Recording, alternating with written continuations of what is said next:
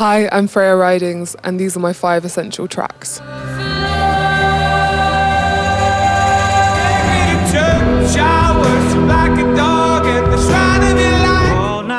Seen fire and I've seen rain. It's me at full speed, feel like I can't breathe. How could I black out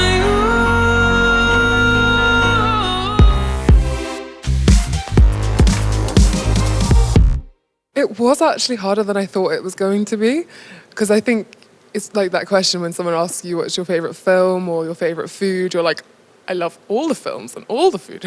So yeah, choosing 5 was hard, but it actually made me realise what certain songs have meant to me over the years, and it was really lovely to sort of think back about songs that have been like, 10 out of 10s for me. The song I chose was Florence The Machine's What the Water Gave Me. This is one of those songs that just completely like transcended every other song I was listening to at the time. It was like, it just has this euphoric kind of build where you kind of get, by the end, it's just so intense.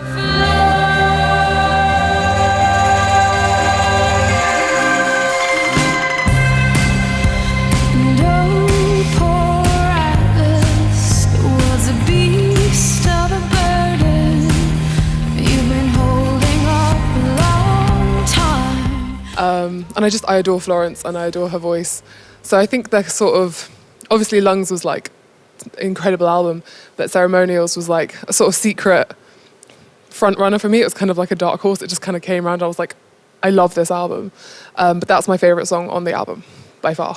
I think it was like 2008 when like Lungs came out. It was like such a sort of, I think, I was 15. It was a very sort of one of those years that makes you sort of realize the kind of artist that you want to be. And she was kind of definitely at the forefront of that. I had her poster on my wall.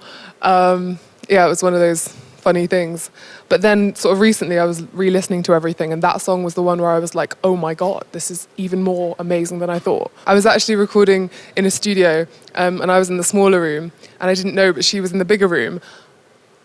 Could not, like, I don't normally like fangirl that hard, but I really did. I was like, and she like slipped a little note under the door for me, and I literally died. I feel like having her poster on my wall for all those years like sort of manifested it. I'm like, what? I still have it like on my shelf. So she's very, very, very sweet. The second song I chose is Hozier, Take Me to Church. I remember, was it three or 4 years ago when it first sort of was released. I remember thinking I wasn't listening to enough new music, and I was like, I'm going to listen to all the new music that's been out. And I remember hitting shuffle, and that was the first one that came on, and I was like, new music has got so good. And then I realized, I was like, no, this is another kind of level of just craft and like heart. Take me to church, I worship like a dog at the shrine of your light. I'll tell you my sins and you can sharpen your knife. Offer me that deathless death, the good God, let me give you my life. It's just one of those, I know it was like the single and the big one that sort of launched him, and it's the reason why I listened to the rest of the album, and I'm so excited for his new music.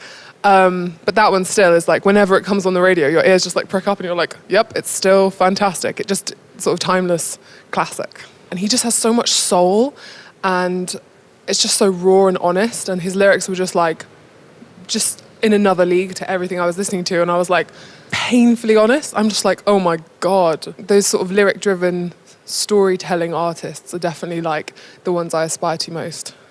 Yeah, Work Song. That's another song that I loved. But I never thought that I could sort of put my own spin on it, but we tried it and we took one take of it, and people seemed to really resonate with it, and I just adored it. It's like when you choose a Pokemon, it's almost like the songs choose you as well, and it was like, I just adored it. James Taylor, Fire and Rain. This one is really close to my heart because this was the song that my dad used to play to me when I was younger, and it was kind of one of the biggest inspirations for me wanting to learn guitar. And yeah, my mum and my dad don't really have the same taste in music, but James Taylor was always the one thing that they were like, yeah, we agree on that. Well, now I've seen fire and I've seen rain. I've seen sunny days that I thought would never end. Seen lonely times when I could not find a friend. And we went to see, I think it was the first show I ever saw my whole life. I was 4 years old, and we went to the Royal Albert Hall to see James Taylor play that song. And something happened. I was just like, that was incredible. I want to do that. That's the best thing I've ever seen.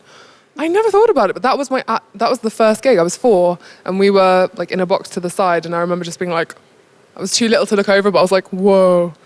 The last time I was too little to look over anything. It's funny, my dad kind of is more like acoustic singer-songwriters of like the 70s, and my mum's kind of a bit more rocky, so like there's this sort of crossover. So I chose Fire and Rain. It's just a classic, and it's another one of those painfully honest songs I love.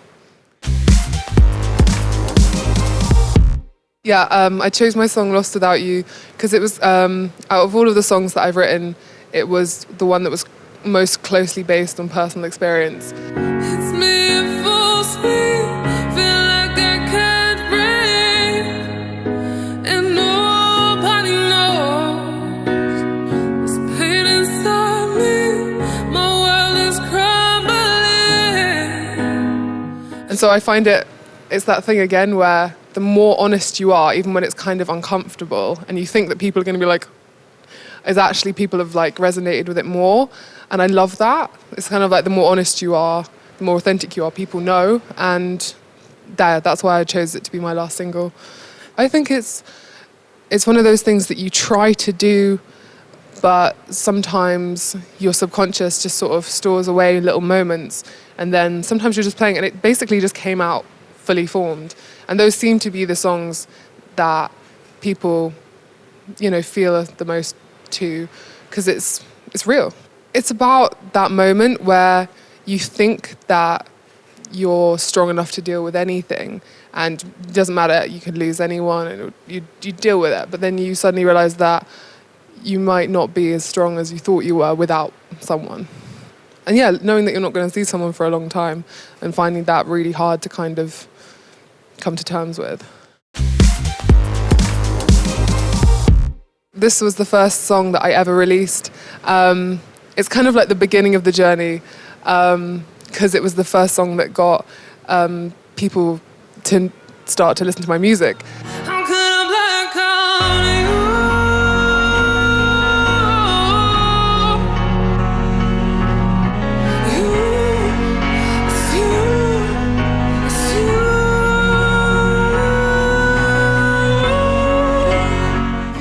I remember writing it and thinking, no one's ever going to hear that. And then it became my first single. So it's just a symbol for everything that's happened and how lucky I feel that song started the whole thing rolling. I remember actually writing it because I've been writing and playing since I was like 12 and like playing shows around London. And I remember thinking, I've done this for like 10 years and maybe I should just write because I love it and there's no other, maybe I shouldn't play anymore.